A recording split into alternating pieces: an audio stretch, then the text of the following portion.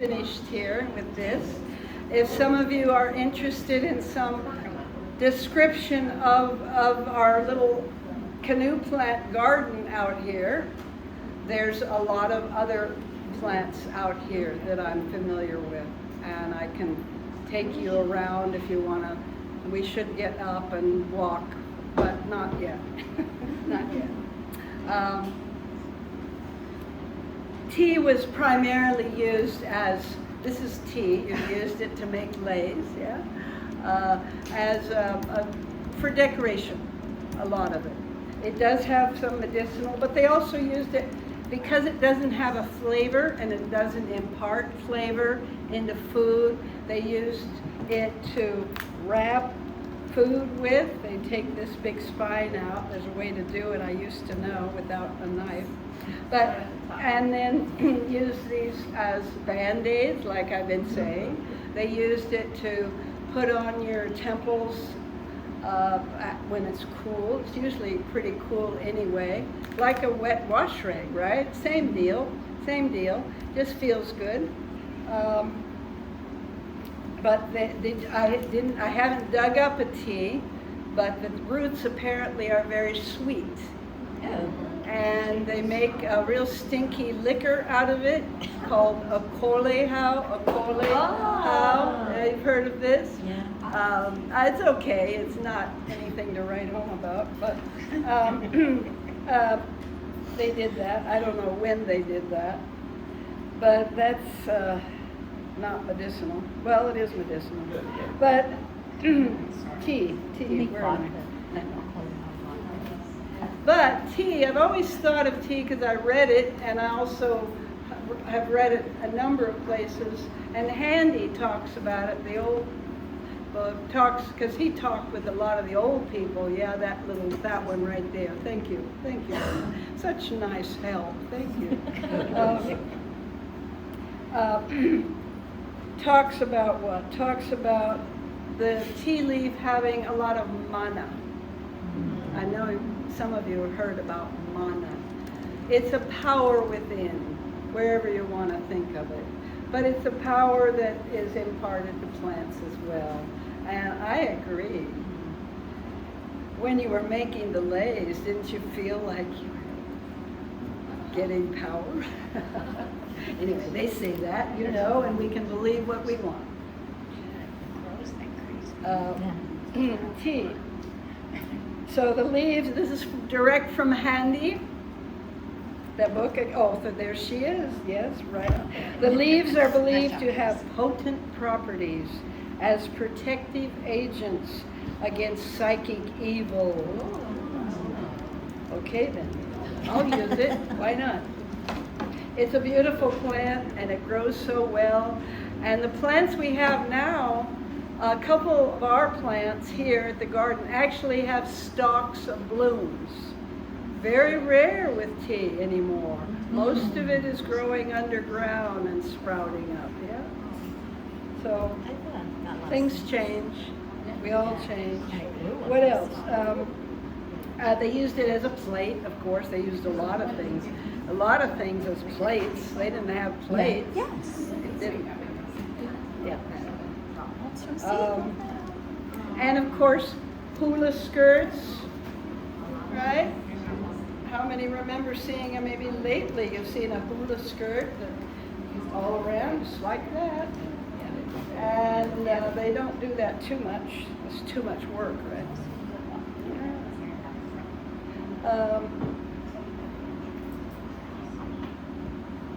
So they weren't used as medicine so much, but were a part of the healing tools, Band-Aids and such, used in food preparation and thatching for roofs and that. Cooking, they would, after wrapping, when they made food, a hunk of pork, hunk of that pig, they'd use a piece of tea and wrap it next to the food because, again, it didn't impart flavor. Then they'd put their big banana peels over it, and then they'd put their hot rocks and cover it with dirt, the emo. A lot of work, huh? had a good emo for a long time. What else? Clothing articles, yes. Sandals. I don't know how to make sandals. Gonna have to get Richard, our another teacher here, who makes these beautiful things, right? And I want him to make this. Show me how to make this. I got this in Tahiti. Inside is and you can still smell it after 20 years, I think, a vanilla bean. I want that back. So. Vanilla bean. But we don't make that kind of thing, but we should.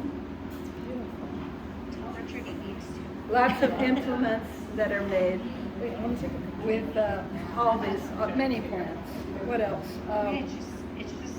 Key or tea was used in a lot of religious ceremonies. Sandals, baskets, bird snares, sieves, and thatch for roofs, and rope, and cord, and lay. So a lot of stuff. You know about the lay. That's tea. What else should I go over? I wanted to go back and tell you something else that I didn't get to in the beginning, which I wanted to talk about. Because they didn't have any of these horrible scents either. Lucky them.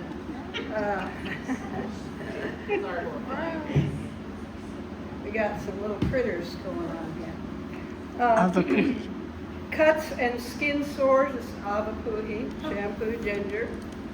The ashes, very complicated combination of things.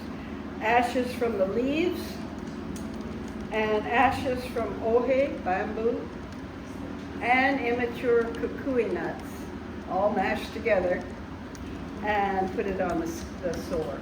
So there was a number of treatments for sores, a number of different treatments.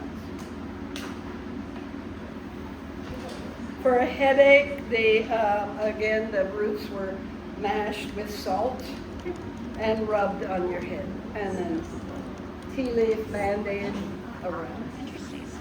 This is, well, we're getting into tea in a minute. 11:15.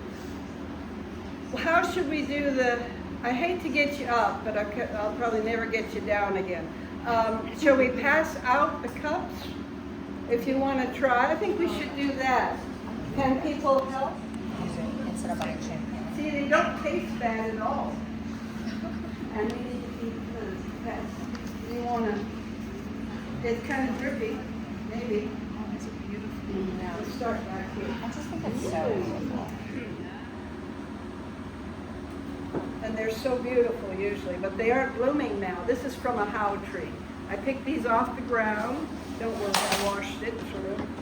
And right in the center here, there's a little area that is very, very slimy. So they had various, this is medicinal, how. They would give it to mothers. Well, mothers would chew a flower. And I've done this. No ants. Don't do this if you're allergic.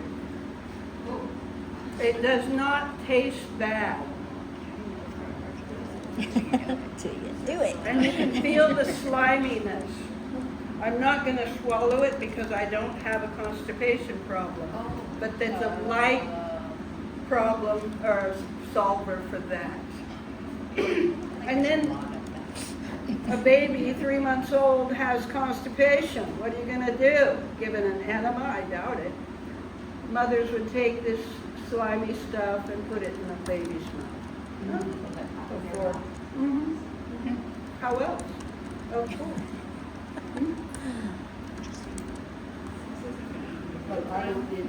But it doesn't taste bad.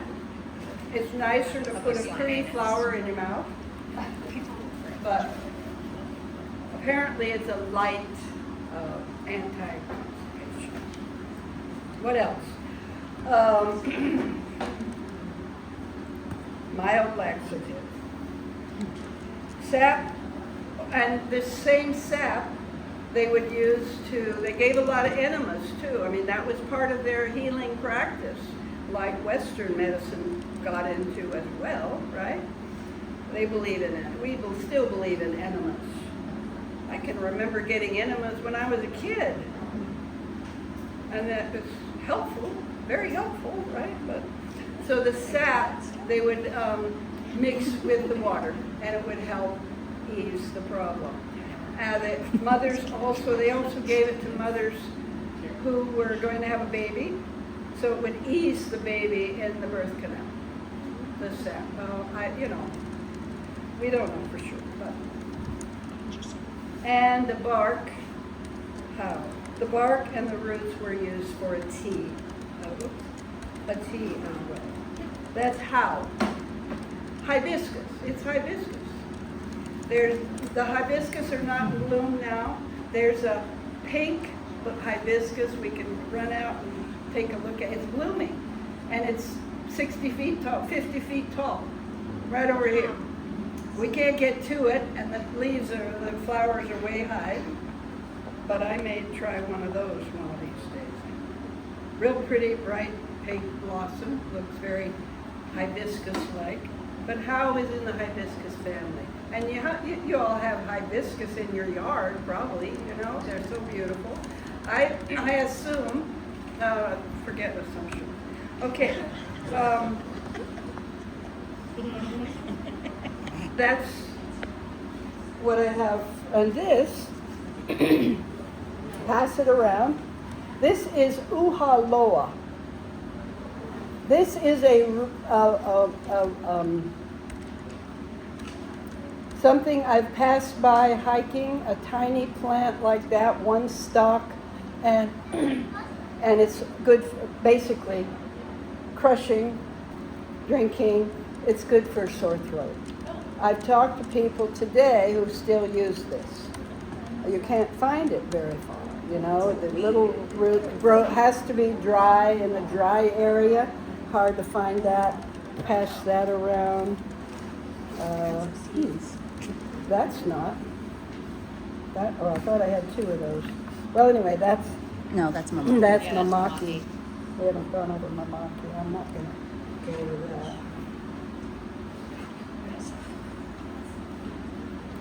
Yeah, uhaloa. It's a common weed. Many of the flats are called weeds here by white people. It's common to dry zones, so the other side of the island.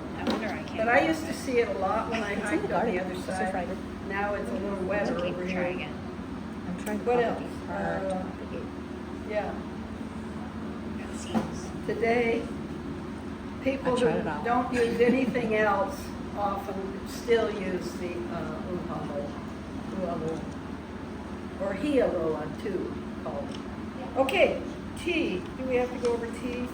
Let's do avapuhi. Avapuhi, where'd that big plant go? Gorgeous. Shampoo ginger? Yes. Trying to grow that. Yeah. It's not happy. Oh, you use some? But that's the Hawaiian. Would your hair like shampoo. But as a hiker, we hate when we're hiking, because how grows, this is how, two different kinds of how. We don't know about this one, but this is my favorite tree. In the garden right down here called how. Very small area, but it has the double coconut tree right there behind the bathroom, and in how, H-A-U. That's a type of tree it's been around forever. This is the traditional leaf of the how, and you see it everywhere in Hawaii where they haven't cut it down and put concrete. That's the usual color. Down in the how area, there's these beautiful plants. Pass that around. That's not a real, just gorgeous. When this plant was brought in here many years ago to plant here, it was put in quarantine because they saw that design and they said, oh my God, that must be a virus. Don't we have a funny mind? But it's gorgeous, and it didn't have a virus. It did well, and now that one tree, and it's just lovely. And the curly leaves too, which the how doesn't typically have. It's usually a straight tree. But the old Hawaiians used it a lot for, how is a very light wood, unlike kukui and other wood, which is very dense. How is very light, it floats. So they used a lot of the wood for fishing implements, for kite sticks, right? Light. It also floats. They used it as booms. They could actually find one of these long, tapered branches to put on, to use as ama on their canoes. They didn't have, just had to secure it, and it floated, and it was just so right. I don't think they do that anymore. Because we're not using it, now we have big thickets, and the great big branches are all like this, all over each other, and it's a beautiful tree, as you can see, a beautiful tree, a lot of, anyway, and has some beautiful flowers on it. These aren't so beautiful, but it's definitely medicinal. I'll tell you about the medicinal in a minute. So they use it as, for games, they use it as spears, light, throws well, etc.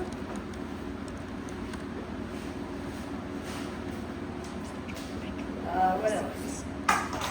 Non-medicinal, how? They used the fibrous inner bark for rope. I haven't talked anything about rope, but a lot of the inner bark was used from many plants to make rope. They didn't have rope. They didn't have string. They had to make all this.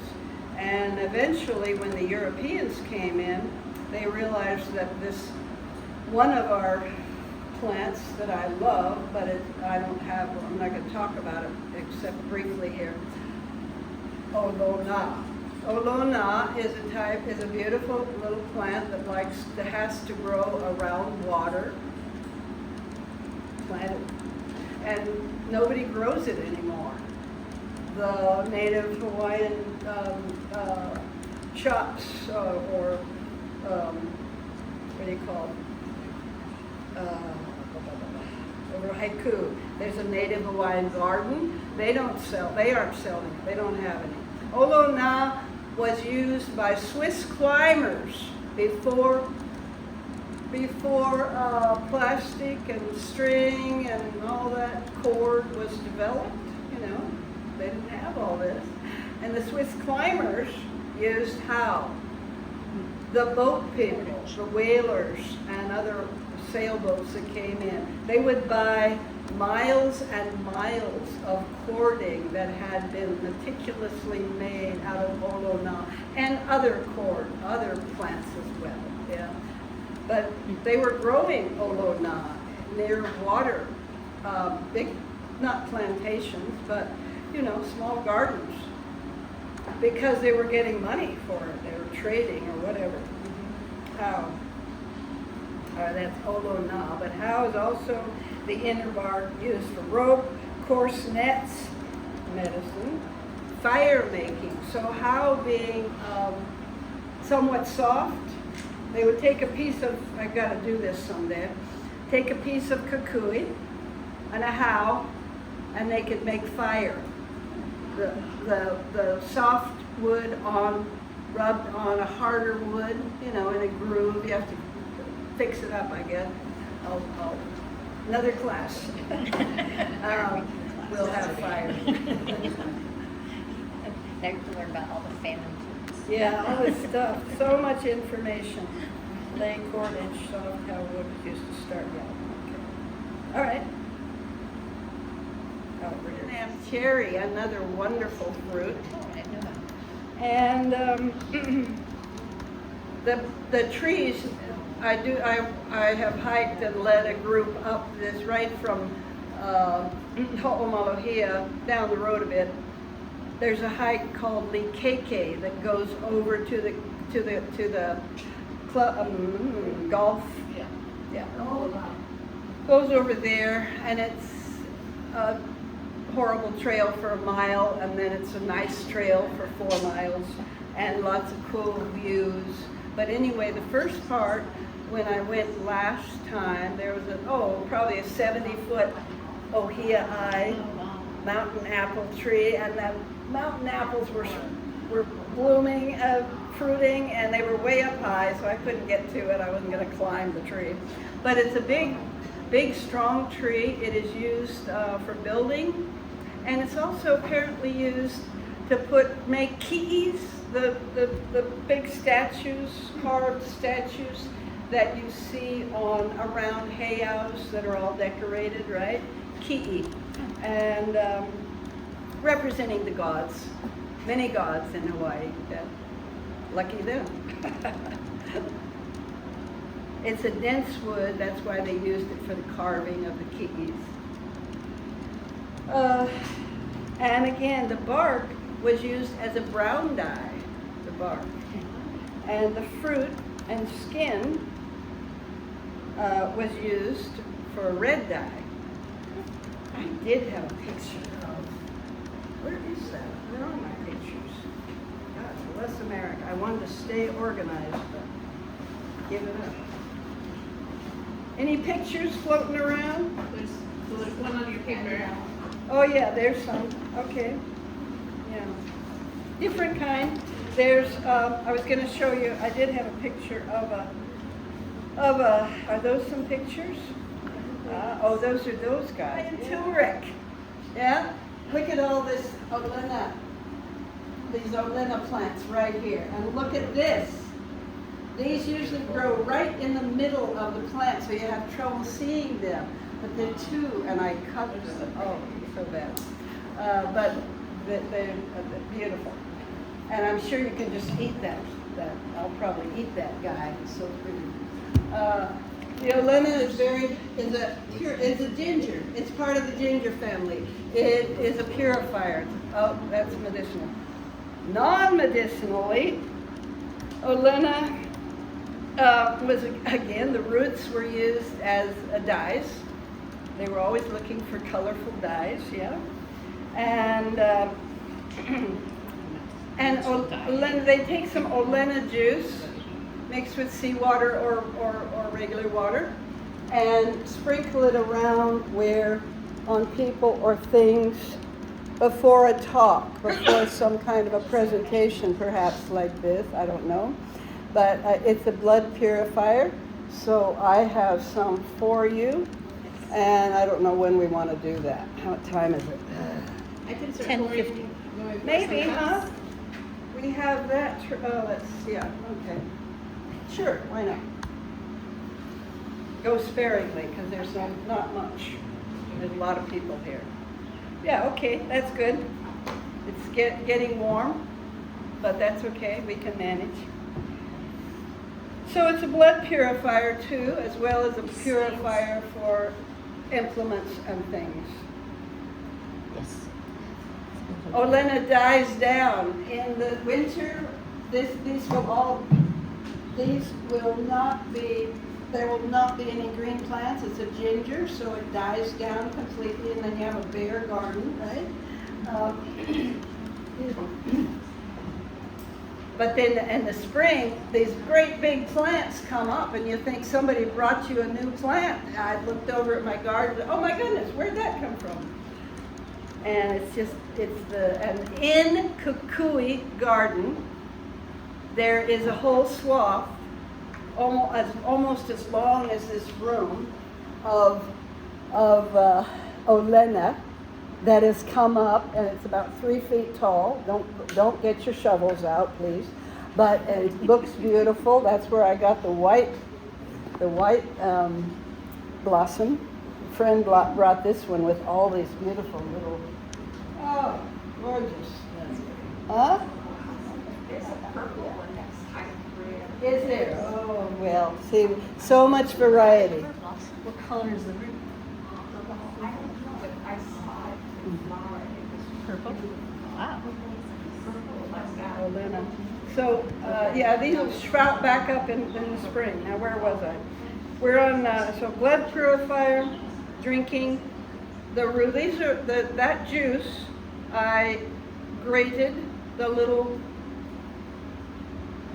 that's Olena root. Most of them aren't that complex, but the stores, some of the stores are starting to sell them. And to sell the roots. These are Olena turmeric roots. And they beg to go in the ground. For sinus problems or earaches, they would again crush the roots, the mature roots. The juice was strained through tapa, and then a few drops put in maybe your nose or your ears. It purifies. It's an astringent. Helps keep the germs away, yeah, and fights the germs. That's kava. Okay, so that's Olena, a very important plant. Kava. I have one, my son gave me a kava plant. It has one leaf on it, it's outside. They look very, kava looks very similar to house, what's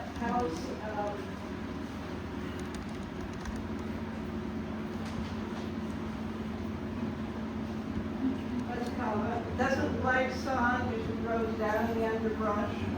And it's the roots again that they bring relaxation primarily. And I'm lucky to have you here.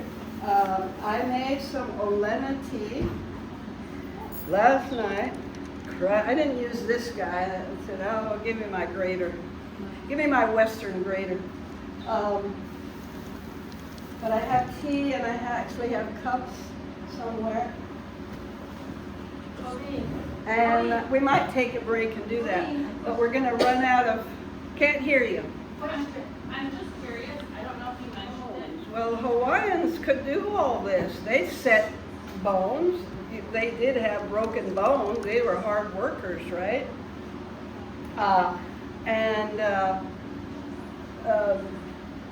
The doctor who did the setting, different doctor, not necessarily the la'au, would set the bone, and then they with the roots, they'd mash the roots and put it around, and they wrap it with anything, and salt.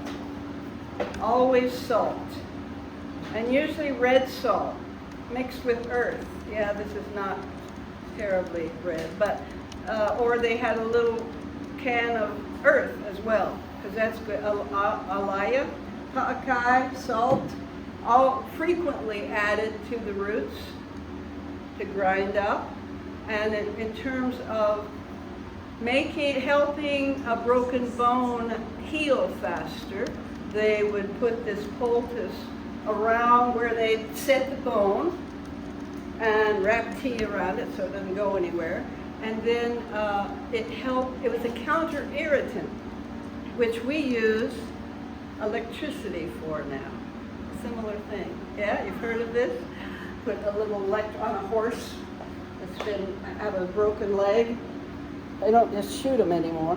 They actually put a little, well, anyway, enough about that. That's something, that's our but the noni roots would act, with the salt, would act as a counter irritant, and it helped the bones heal faster. Yeah? And there's a number of plants that do that. Okay, that's noni. What else? Concussion, the green fruit was mashed up and then put around here. Again, tea leaf, whatever leaf you want to use, it's all usable. And pain relief. Olena, you are so little seeds in there. Can you see the seeds? Tiny seeds. Very stinky. Go ahead, hand the stinky one around. You'll start, you'll be gravitating away from me.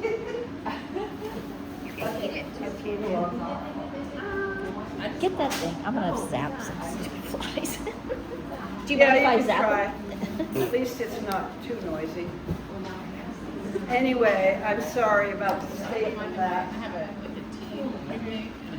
Hand that around to the person who is handling the...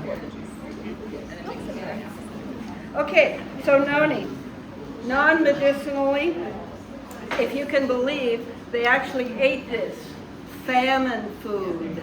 Only if they had to, favorite there was phrase. nothing else. And so I had to take a bite of it, and it's not so great, but it probably has some good things in it, lots of little seeds. I roasted some of those, it's been about a half hour picking all those seeds out of there, and roasted them. And, pass it around, you can try one. So famine food, this is non-medicinal, yeah, eaten raw or cooked. Okay. I never cooked it yet. It's on the list. And they also, again, use the roots. I don't have any noni roots, but they use the roots for dyes, again, because they're always looking for something beautiful. And so they get this, that's something else. Okay, so just that I know of. There may be other ethnobotanical uses, but that's all I got. Medicinally, noni, as I said, pain.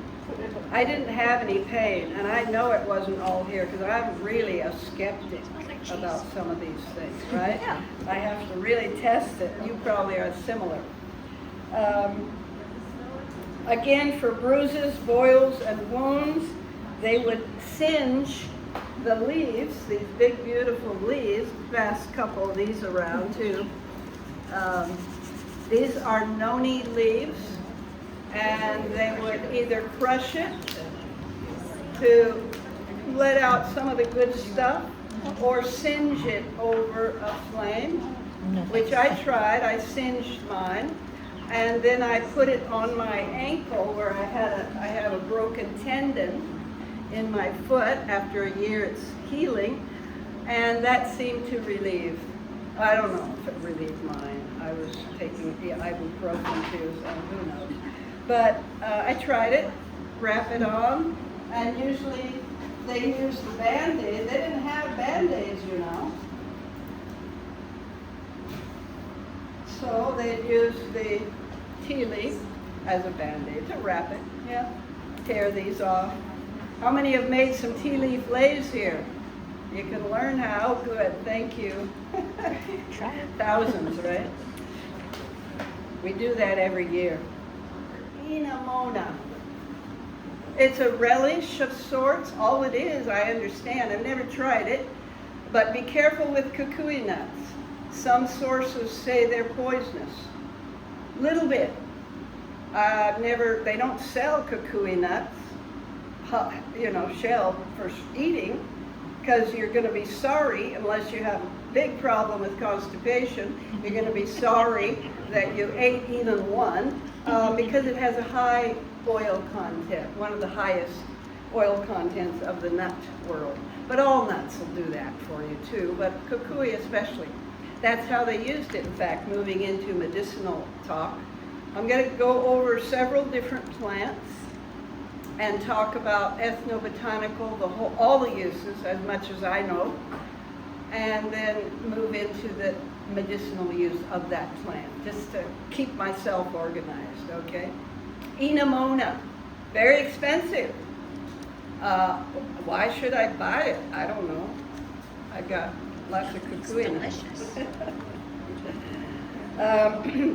The shell, again, medicinal kukui nut, the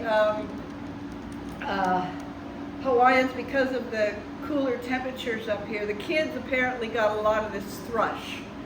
How many know kids who've had thrush? I don't know, it's probably a chemical, really, yeah? And it sores inside the mouth, you know, it's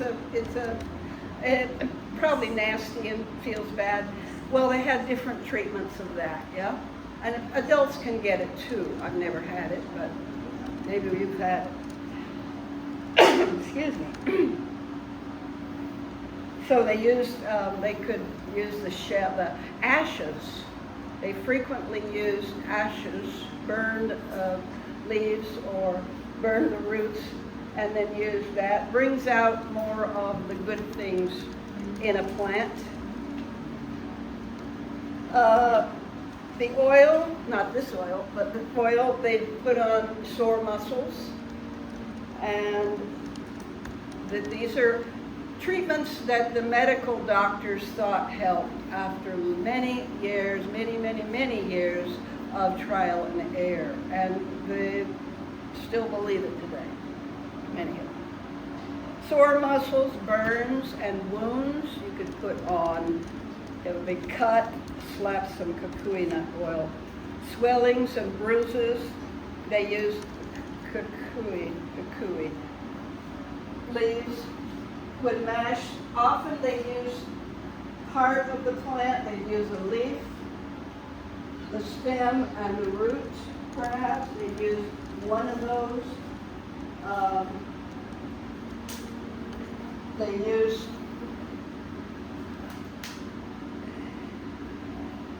the leaves. They would, plant making in old Hawaii took a lot of time, and we're very impatient and get more and more impatient. Their healing processes took a lot of time, but that's plants for you, yeah? That's okay. Better than taking all these drugs. I still take drugs. But, so they crush up and get all the good, make a poultice out of the leaf to put it on swellings and ulcers and sores. Okay, that's kukui. These are kukui, maybe 2 nuts in there. I just picked these off the ground. And those are you've seen them. Okay, next plant is noni. Oh, noni, how beautiful. Noni has been around for thousands of years. And I wish I had a map here, but you know, from Asia, the whole migration over thousands of years came this way and moved into Micronesia, Melanesia, finally what we now call the Polynesian Triangle, into Samoa and Tahiti and Easter Island way out here. Over thousands of years. And they brought these plants with them, you know, and the knowledge with them. So it's an old thing. But noni has been used for thousands of years, and because we're so book-oriented now and depend on companies to tell us, the government to tell us what's going on. Anyway, noni, sorry. Noni fruit. Pass it around. That doesn't have too many ants on it. These usually, the little fruit that comes out usually has little flowers, and because of all my transport, it knocked them off. And this is a green noni, but I'm sorry, take one. It's such a funny plant, and I don't have a knife. Who has a knife? A knife. I want to cut one. Oh, she has a knife. Yay. Anyway, because we're dependent on a lot of studies, we want to know, what does this really do? NIH, the National Institute of Health, has done numerous studies, started studying noni about 2018, and they discovered, wow, it really does have a lot of good properties, right? It's been shown good for pain relief, a little bit more later, anti-inflammatory, weight loss, problems with high blood pressure. Studies show substantial evidence of effectiveness in relieving arthritis. Yeah, of course, there's a little here, it's warm enough, yeah. Gastric ulcers, sprains, poor digestion, noni. So they got some evidence. The Polynesians had the evidence, but we have to have book learning.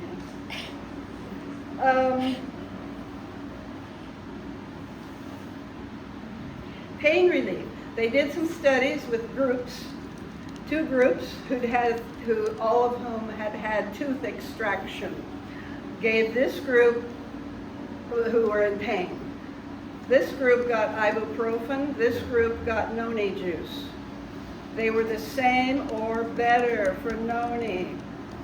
I took noni juice, made my good juice out of these fruits. Clean them thoroughly. Oh, I don't have to tell you. If you want to know how to do this, I'll tell you. It's all in the books. And you come up with this really stinky, horrible juice, but just hold your nose. And take a tiny bit every morning or every other morning, because it's strong. It's hard on your liver. It's hard on your ulcers now. Supposed to be good for that. And for 3 months, I didn't have any pain. Now I take ibuprofen. Why? Because I'm lazy and I'm lazy.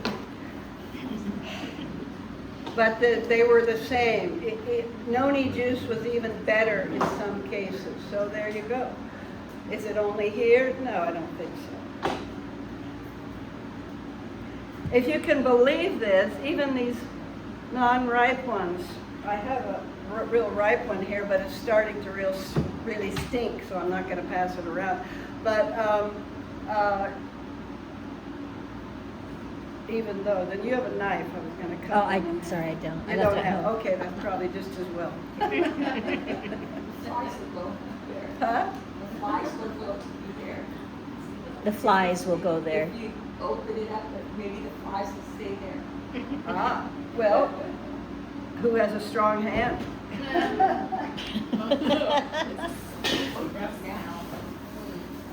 They use the oil to put on fishing nets to preserve them, to make them last longer. Oh, you didn't use very much, folks. Now I have to pour it out. I'll take it. $17. Hello. We'll take it if you don't. Yeah, don't throw it out. I'll use it. Okay, well, put some more on. Looks really nice. Okay, and they used. They didn't have color crayons or nice dyes then, and they wanted something different, so they would use a lot of the plants, the roots usually, ground up in their wheel mortar, yeah, and use them to mix with the soot from the burned nuts, burned outside nuts, right? The nut covers. They mix that and then they paint their tapa.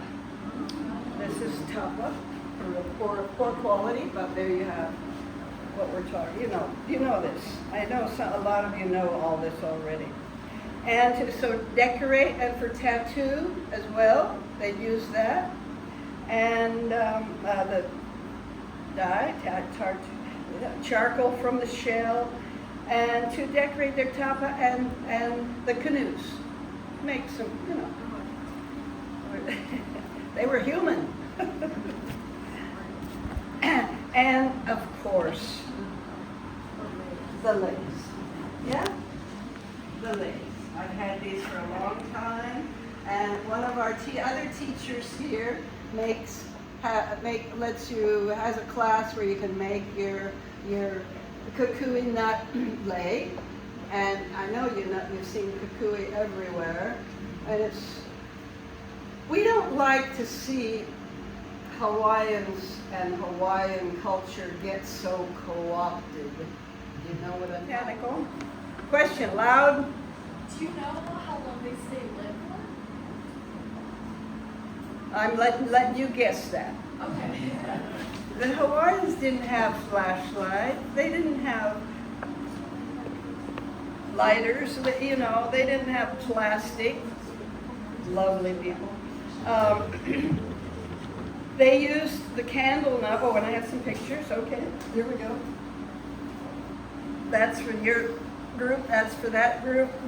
And here's a torch. I'd never seen a candlewood torch, but there you have. There's another candlewood torch. So they take the outer shell off, and then they. Yeah, they take the shell off. The shell off. Those are the nuts. The picture. Question. Does it still have to be green? Not, you don't want it with after it falls to the ground. Is it still green? They say in order to find the one, they're really hard to get into, but if you have to roast it first. Those are roasted on those pictures. They put them on a stalk of some sort and then light the top one. They didn't have any lights, folks, so that torch was a wonderful idea. They use those today for night fishing. Apparently, I read a lot, and it's not always true, right? So, very rich oil. Oh, I'm sorry, I didn't get it. So you put your kukui nuts that you pick up off the ground in water, and the ones that float you throw away. Apparently, the seed is not so good. The ones that sink, then you can roast those, and then you have to crack into the nut. And I'm not going to say this about all the plants. String them, light the top one, really oily, you know. But that oil, I tried to light that. No deal. It won't light because it has all that other garbage in there. All of these plants, save one that I'm going to get to, hopefully, most of them, are Polynesian, what they call Polynesian introduced, because so many people are worried, oh, is that native, is that endemic, is that indigenous, what the heck? We don't care. We do care.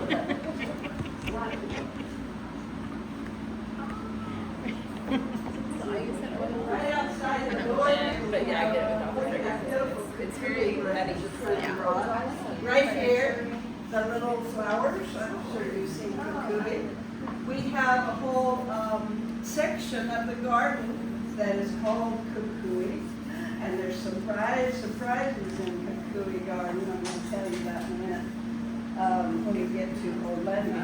Anyway, that's gorgeous. So, and now we're suffering a loss of not only plants but birds as well. You know, Europeans, they always wrote that the Hawaiians looked very healthy. They lived a healthy lifestyle. They had a healthy diet. They could bathe 3 times a day in this weather, you know, it was perfect. And the ocean's right there, streams.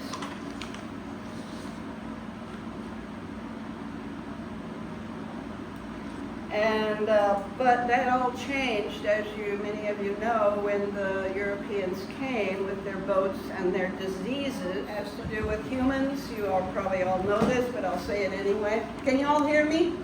Okay, I want to hear you too when you're talking to me. Ethno has to do with humans, us. And botanical is plants.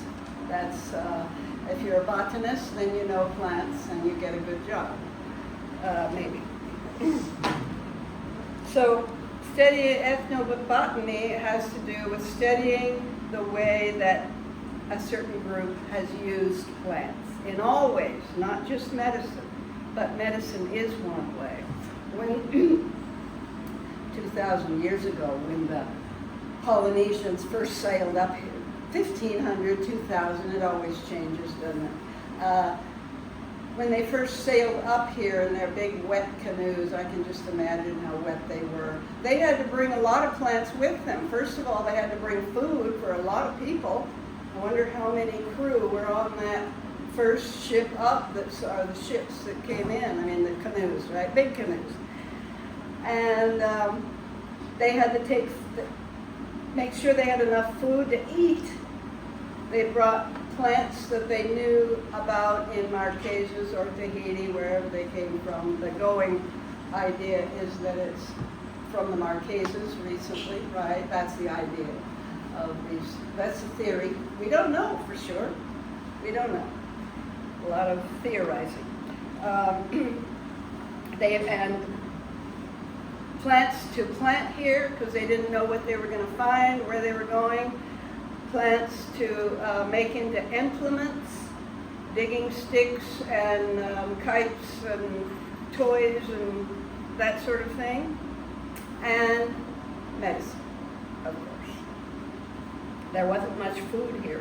There weren't many food plants here in Hawaii when they first came, so they had to scurry and hurry. And there were many trips back and forth to the Tahitian islands to get more people, maybe, more food, more plants, you know, once they discovered, and the temperature, their diseases changed a little bit too, because it's cooler up here. There's more, well, not really. It's cooler up here. It's a little more humid, I don't know. There's a lot of rain, and so they had to adjust. And over centuries, the healing doctors is what I'm going to call them. It's La'au Lapa'au. Gained a lot over centuries. I'm talking hundreds, well, they were 2,000 years ago, right? So hundreds of years of trial and error, and they already had the healers on board, I'm sure, some of them, right? La'au Lapa'au, the doctors who spent a lifetime looking at people and diseases and that. So how I'm going to, I gave you a lot of information, but it cost a fortune. I want to see how much the University of Hawaii spent to print all these color photographs on sugarcane. And Noah Lincoln, the Noah Lincoln was the, also has this book, put this book out, and a friend of mine is also mentioned, who also ran the garden at one point when Noah left. Anyway, Lincoln went all over the world to get information about sugarcane, and this is it. 2020, discover, and a lot of new information that we're learning as time goes on, because you may know this, but the old newspapers, the old Hawaiian newspapers in Hawaiian are being translated. You might be part of that program. Years ago, they started to take these old and translate them into English, and they might have a lot of old information that we've never heard of. We've lost a lot of information. And handy, this is 1934, folks. I love these old books. That's almost 90 years ago, right? That is 90 years ago. And handy Pakui, a dictionary, Hawaiian dictionary, Mary Kawena Pukui, and Catherine Livermore. Don't know much about her, but they published this little treatise. Bishop? This is newly printed. There's several reprintings, but it was first published in '34. And it goes over specific treatments. And let's Hawaiians. That's by Krauss. You may have heard of the name Krauss, Beatrice Krauss. She wrote a lot, and I just learned that she was pretty feisty too. So Big Island, if you're over there, go to the Amy Greenwell botanical garden. It has all these plants and more. A lot of people who know what they're, and this is a wonderful little book. You can get it. It's available. It's Amy Greenwell Garden, Ethnobotanical Guide to Native Hawaiian Plants. She's no longer with us, but she has, this is an ethnobotanical treatise on Hawaiian living and plants, and a lot of the culture of Hawaii. It's a very good source. Wonderful. And that is, how many people are here? I have all your names, and I limited it to 15, I thought. Oh. But I'm just a rookie here. I have been at Ho'omaluhia for going on 6 years, and very part-time. It's my coffee money. Very poor, you know, very little salary base. So we're bottom line. We don't have much power, but I'm trying to get more. I have 31 on my list. I don't have